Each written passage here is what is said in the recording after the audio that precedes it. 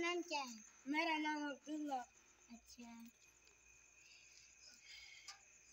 और आप कहाँ से हो?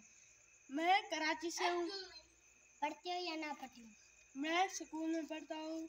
मेरे स्कूल का नाम गवर्नमेंट हाई स्कूल है। अच्छा, आप कौन क्लास में पढ़ते हो? मैं 6th क्लास में पढ़ता हूँ। अच्छा, और आपका भाई? मेरा भाई 7th क्लास में पढ़ता है। अच्छा, और अब तुम ना कैसे अच्छी आप ना कोटे से पढ़ाई करते हो, स्कूल पे जा रहे हो? मैं स्कूल में बाइक पे जाता हूँ। ना तुम किधर घर पे सबक पढ़ते हो फिर स्कूल जाते हो? हाँ, मैं पगार पे सबक पढ़ता हूँ, तैयारियां करता हूँ, फिर स्कूल जाता हूँ। अच्छा, सब क्या कहते हैं तुझे? सब कहते हैं माशाल्लाह कितना अच्छा लड़का है, क्या पढ़ के आता है।